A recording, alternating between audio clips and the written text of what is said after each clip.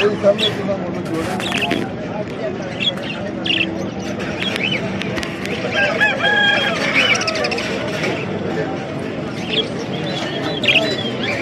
लेना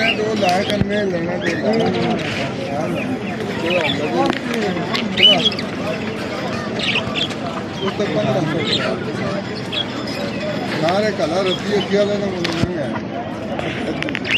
इसी तरह है ये कैसे काम करवा